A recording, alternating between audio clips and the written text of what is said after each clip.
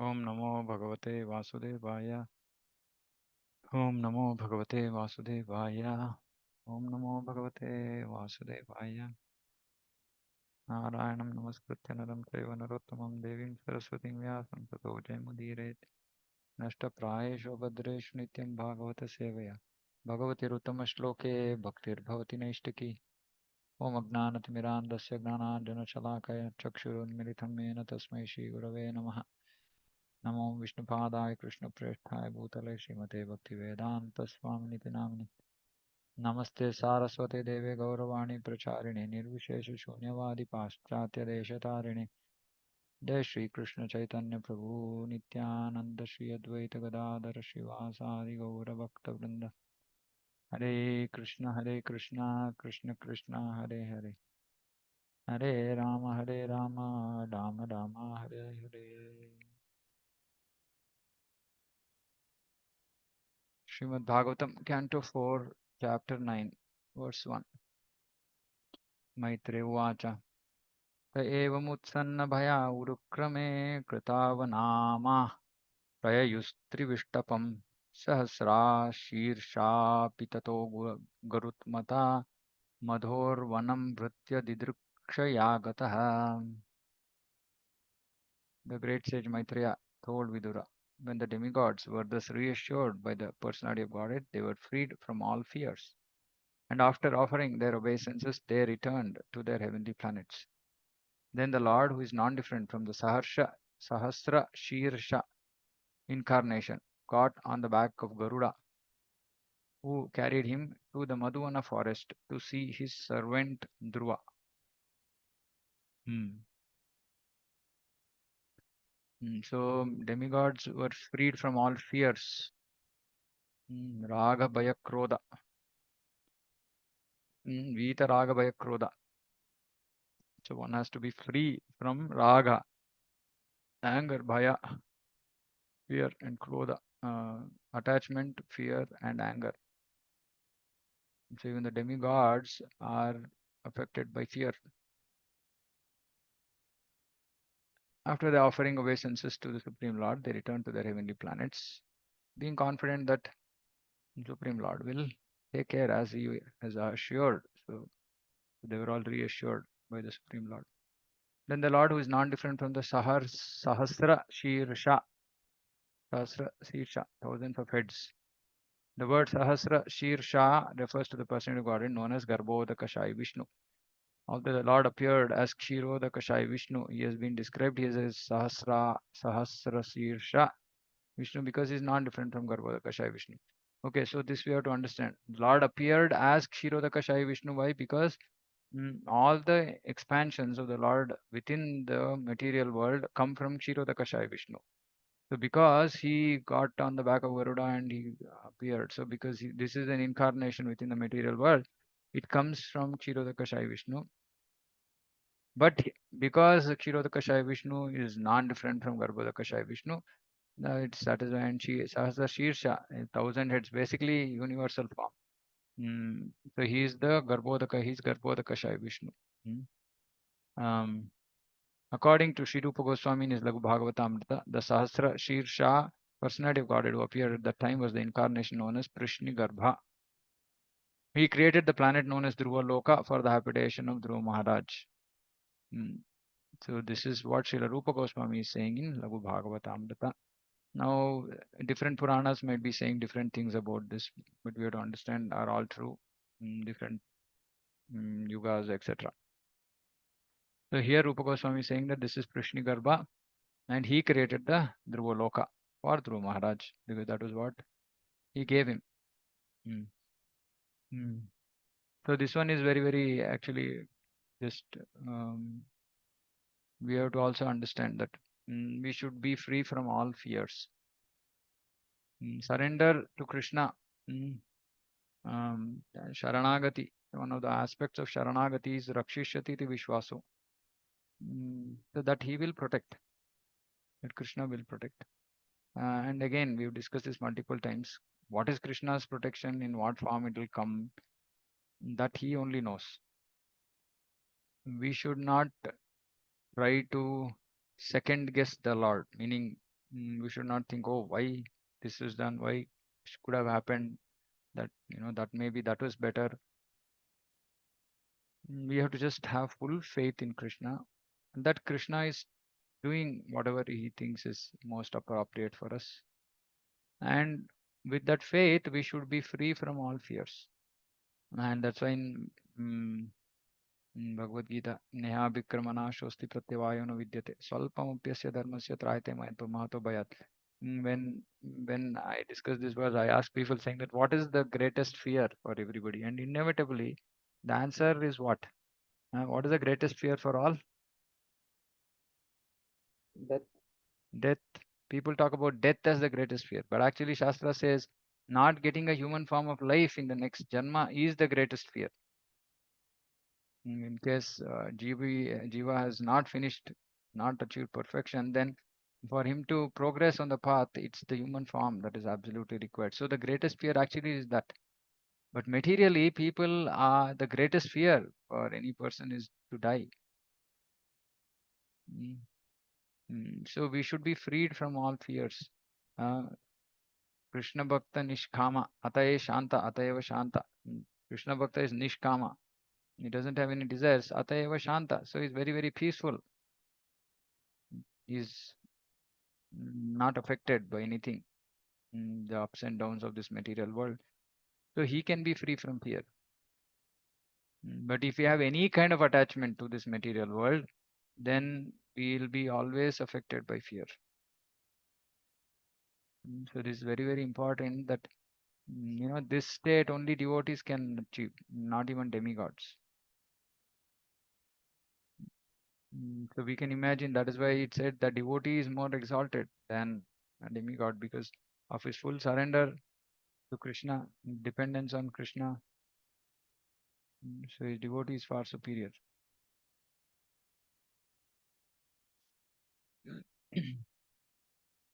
तवै धिया विपाकतीव्रया हृत्पद्मकोशे स्फुरितं तडित्प्रभं तिरोहितं सहसैवोपलक्ष्य बहिः स्थितं तद् अवस्थं ददर्श. The form of the Lord, which was brilliant like lightning, and in which Dhruva Maharaja, in his mature yogic process, was fully absorbed in meditation, all of a sudden disappeared. So, based on the description of Narada Muni, Dhruva Maharaj was engaged in the meditation on the beautiful form of the Lord. And that beautiful form of the Lord, which is brilliant like lightning, and in which Dhruva Maharaj was fully absorbed in meditation. Why? Because of his mature yogic process. He had achieved yogic maturity. So he was fully absorbed in meditation. So much so that, literally, materially, how he was alive is questionable. Right? But all of a sudden, that form disappeared. Thus, Dhruva was perturbed and his meditation broke. But as soon as he opened his eyes, he saw the Supreme Person of Godhead personally present, just as he had been seeing the Lord in his heart. Just imagine, this is the day we should all look forward to in our own lives. Mm. So we should understand what an exalted position Dhruva Maharaja achieved. In 6 months, he achieved maturity or perfection in his yogic process. Just imagine, you have closed your eyes, you're meditating on the form of the Lord, you open your eyes, and then the Supreme Lord, same form, is present personally. Uh, What more can we aspire for? So just the thought is just crossing my mind, saying that why should we be so excited about seeing the form of the Lord? What is your thought? What comes to your mind? Why should one be so excited about this?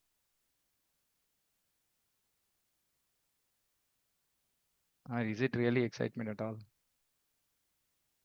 Because it's a rare opportunity. Rare opportunity, okay. We will be free from all material contamination. Okay, free from all material contamination.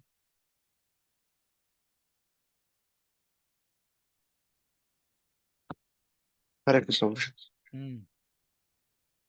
That is the place actually where we came from. So we can stay with him continuously by seeing him. No, I'm just saying, I'm asking a simple question. Just why should we hanker to see the Supreme Person of Godhead? Or should we even hanker? Or is that even the best? Is that even, something worth looking forward to? Yes, no, all right. Yes, Prabhu. Yeah, but why? The ultimate happiness, like Okay, Nemmadi. ultimate happiness. Okay. Hare Krishna Prabhu. Yeah.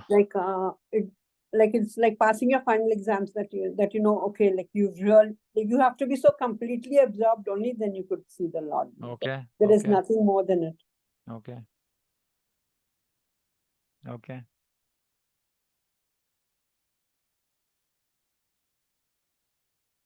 Yeah, so we discussed this briefly in Madhurya Kadambini. See, it's beyond our imagination, right? Actually, the form of the Lord is beyond our imagination. Mm.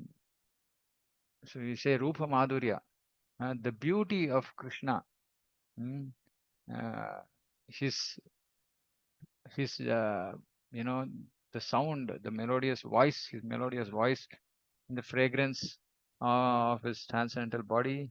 Everything about Krishna is so inconceivably sweet uh, that how much ever we actually read about it in Shastra, we cannot actually experience actual form of Krishna. What Krishna really is inconceivable, right? So the perfection of our eyes, the perfection of our existence, the perfection is to actually see that beautiful form of the Lord. Mm. And like I said, so whatever our senses are hankering for in this material world, the perfection of that hankering is in the Supreme Lord. Meaning all our senses will be completely satisfied. Atma suprasidati. Atma is completely satisfied. Most happiest state for the jiva is to be. It's so point I'm trying to make is that mm, we should, when we read about the descriptions of the Lord, we should understand that our little intelligence cannot actually comprehend what that is.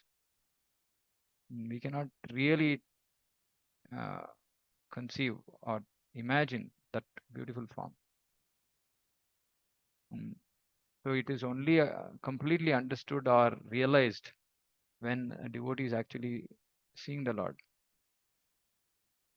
So we should hanker for this. This is just, yeah, possibly the best achievement that one can have is to have uh, darshan of the Supreme Lord personally present. Because of his mature position in yogic meditation, Dhruva was constantly observing the form of the personality of Godhead within his heart. But all of a sudden, when the Lord disappeared from his heart, he thought he had lost him, the most precious possession of a devotee. A devotee is called Akinchana. And Krishna is Akinchana Gochara. Akinchana means he has no material possession. He might have, but he doesn't have. Right? Achintya Bheda Bheda. So he might have everything, but he doesn't have anything because he's not attached to anything. And his only wealth is the Supreme Lord. So when Dhruva lost the vision, he thought he had lost him. He thought he had lost Supreme Lord, which means that he had lost everything. So he was perturbed.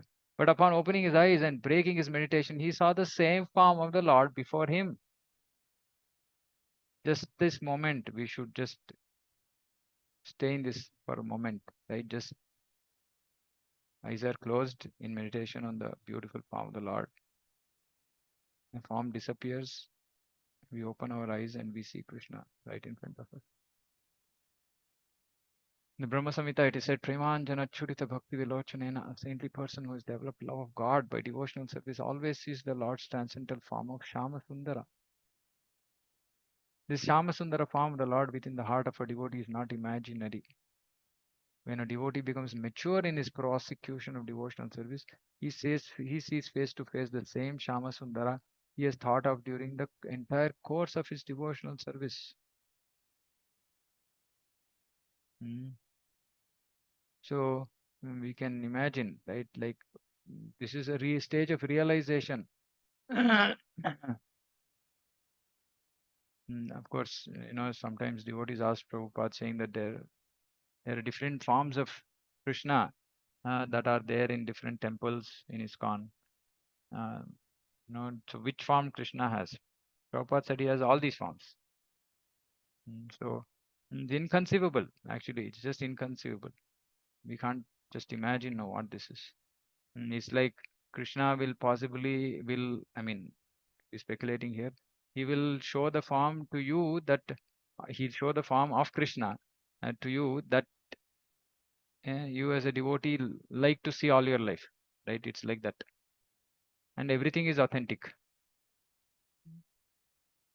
So which is why we should not look at all these paintings done by local painters, etc. Whatever acharyas have um, shown to us or given to us as the form of the Lord, they are all authorized.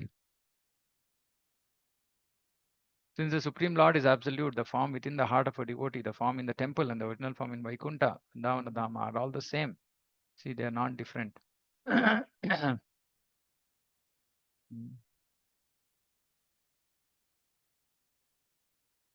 These topics are themselves so inconceivable.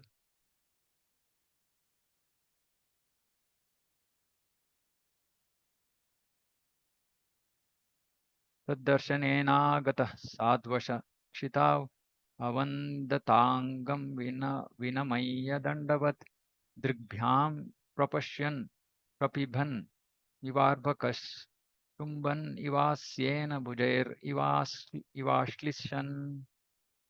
When Dhruva Maharaj saw his Lord just in front of him, his Lord, see, so beautiful. Prabhupada is saying he saw his Lord in front of him. He was greatly agitated and offered him obeisances and respect. He fell flat before him like a rod and became absorbed in love of Godhead.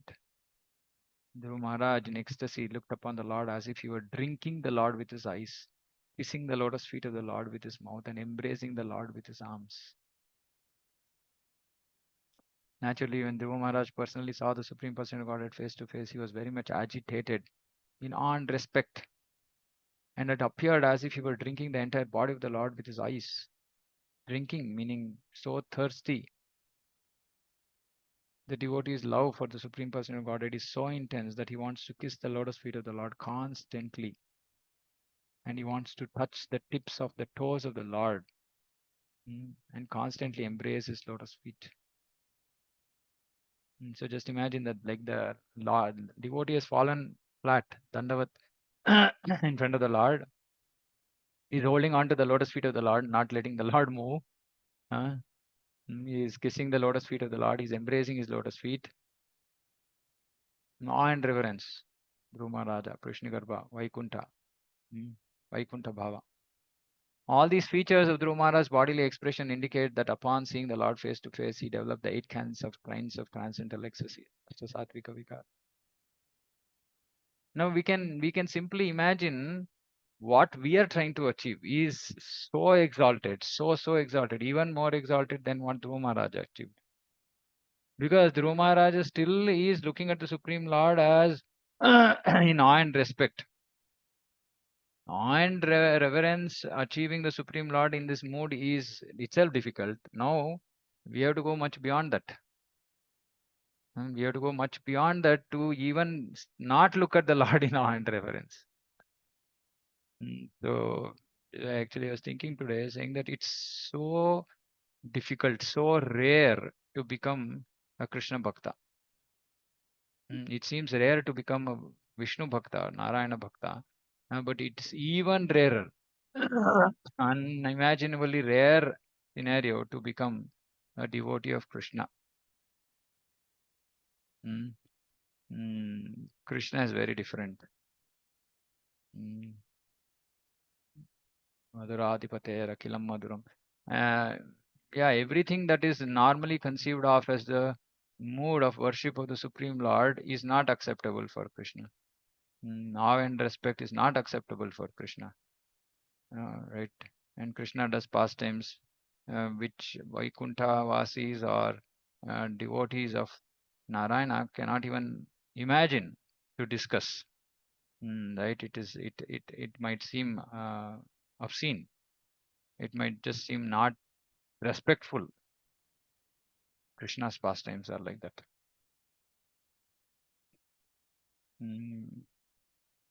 We have not really entered into Krishna's esoteric pastimes. We just can't imagine.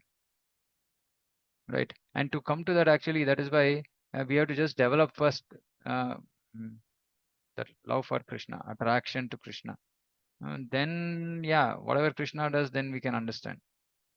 If you're not attracted to form of Krishna, if you're not attracted to Krishna as a person, Krishna as the supreme person, then we can't digest his Leela. That is why Krishna is saying Janma Karma Cha Me Divyam.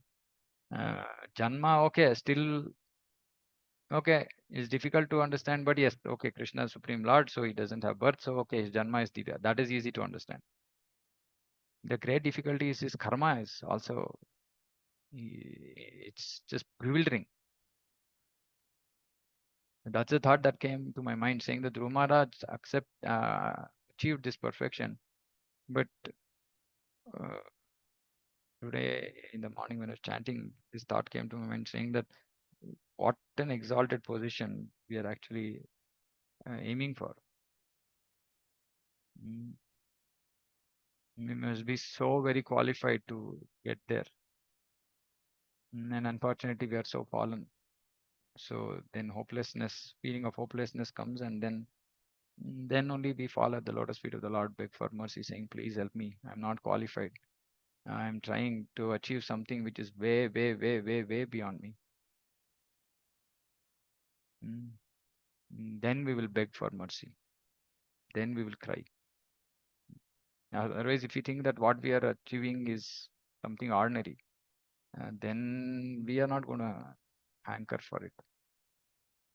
And we should understand, like in Bhagavatam, Narada Muni tells Gopakumara, saying that even Vaikuntha Vasis don't know this or don't understand this Krishna. Brahma only got bewildered. So many big devotees, acharyas also, they don't talk about Radha and Krishna. So it's so difficult to understand, so difficult. We should really qualify ourselves. And that qualification is built by simply by complete surrender to the lotus feet of Guru. That's all. Actually, the other day I was reading one line somewhere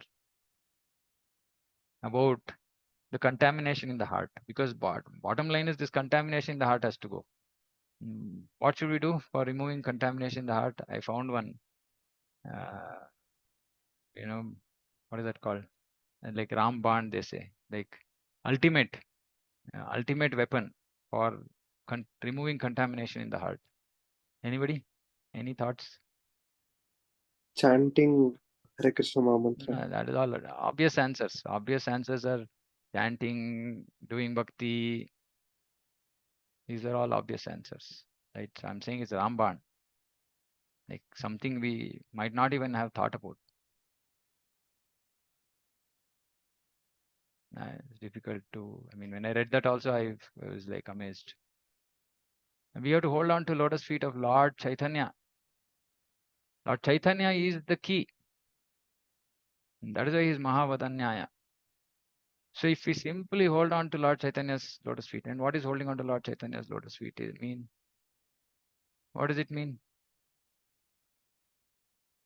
What does it mean to hold on to Lord Chaitanya's lotus feet? Follow the instruction. Specifically Lord Chaitanya's lotus feet. What does it mean? To chant. Okay. What did he come to give? Krishna Prema, Yeah, in what way? No. What was his Sankirtana, to preach. You yes. could get out So to the he- streets and yes, preach. we have to get out on the street. If we want Lord Chaitanya's mercy, we can't be sitting at home. If you are sitting at home, we are not going to get Chaitanya's mercy. And if you're not going to get Lord Chaitanya's mercy, our heart will remain impure. It will remain contaminated. Please remember this, write it down somewhere such that you can keep looking at it every day. I see so many devotees, they are still very, very introvert, just their own sadhana, their own chanting, their own reading, their own family. We are not going to be able to make progress. Significant progress happens simply by getting on the street, getting out on the street. We have to get out onto the street. We have to distribute the mercy. Distribute the mercy doesn't mean that we cannot keep waiting in one place saying that please come. I mean, the reason we do temple centers and all that, the idea is that we have some place where we can call people, but who will come if we don't go out? If we don't go out and call people, who will come? And when they come, what should we do? We should make them sing Hare Krishna, chant Hare Krishna, give them prasadam. So the exalted state is achieved very simply by the mercy of Lord Chaitanya, who is Radha Bhava, who is in the mood of Radharani. That is why this is inconceivable. The other sampradayas who have not accepted Lord Chaitanya, for them the process is very difficult because it has to be through their gradual process of purification. So that is why then they say, okay, see, then we have to take birth, we have to build qualification, we have to be born in a Vaishnava family, etc. But for us, that problem doesn't exist. Why? Because special mercy is coming. Special mercy is coming. It's all the time flowing. But we have to go and take it, accept it. So again, I'm telling, I mean, at least in my preaching areas, I want to tell people saying that if you sit at home, don't expect too much progress. And we should not be worried about, oh, no, it's not my nature. I'm an introvert. All this is material. In Lord Chaitanya's mission, there is no considerations for material qualification, disqualification. Can we take water and give it to people who are singing Sankirtan on the road, who are distributing books? Yes, that is also service to Lord Chaitanya's movement. Something we cannot just be sitting at home. This is true for Prabhus and Matajis. So it's not like it's not a Prabhu only thing. Everybody wants mercy. Of course, Matajis, by assisting Prabhus, they also get, indirectly that mercy comes. Right? But they can also come out. They can also distribute books. They can also talk to other Matajis on the road. They can also preach to children. They can also distribute books. And the other way for everybody to get this mercy is just Srimad Bhagavatam. We have to take Srimad Bhagavatam to each and every home. We've been having multiple sessions about this, saying how precious, how inconceivably value of Srimad Bhagavatam, and that it's not very difficult. Srimad Bhagavatam will do its own talking. Just give Srimad Bhagavatam to a devotee. He will hold it in his hand. To a person, to any person, he'll become a devotee. He'll hold it in his hand, he'll open it, he will read it, he became a devotee. That's all. Give him 7th canto. Give him Krishna's Balya Leela, childhood pastimes. Give him, of course, Dhruva people might not know. Prahlad, everybody knows. Just take 7th canto, give it to people and say, just read it. Come back tomorrow. That's all. Tomorrow, take the book saying that, no, this is my personal copy. And then they'll only say, please, I want to read further. You say, okay, take the set. I don't have money. No problem. Pay us in installments. We should simply do this. Every day, we should make it a point to give the book to one person. Nicely bind the book, bind your Bhagavatam, plastic cover or wrapper or whatever, so that, and give them saying that, see, this is not different from Krishna. Please treat it nicely with respect and bring it back tomorrow. That's it. Every day one Bhagavatam will go. One new person should read 7th canto, little 10 pages, 15 pages, 20 pages every day. Right? One person read, then take the book, give it to another person. Whoever it is. Doesn't matter. Every day one Bhagavatam will go. Minimum. That is from one devotee. This is Lord Chaitanya's movement. Prabhupada, like I said the other day also, right? Prabhupada showed Grace Radha Kunda Devi Dasi, right? Book distribution is the heart of Chaitanya Mahaprabhu's mercy, is the heart of Radharani's mercy. And that is the reason why Prabhupada spent so much of energy, his whole life writing those books. And he used to be so pleased when he heard book distribution scores. We should make it a habit to announce book distribution scores every day in front of our Lordship. And then we should feel, disgusted that we are not doing anything. If you are doing some, meager, some 10 books, 15 books every day, which means that we are really not doing anything. That is why it's Srila Prabhupada, that whole process of announcing scores to Srila Prabhupada. Now we announce it to him. We should announce it to him every day and then to the Lordships. And then say, oh, what is this? Yesterday 10 books, today 5 books, 15 books, 20 books. No, this is not good. 10 Bhagavatams a day. Yes, okay, something we are talking. Anyway, so the point here is that this is an exalted state. While it might take us lifetimes to even get here, it's the mercy of Sri Chaitanya Mahaprabhu which will enable us to go beyond this to the stage of achieving Krishna Prema by just simply engaging in the Sankirtan moment. And again, I'm telling, please write this, put it out on your wardrobe, on your computer, and your mobile, wherever you want to see it every now and then. I have to be out on the street. Don't sit at home. Yeah, I'll close here for today. Any questions, thoughts?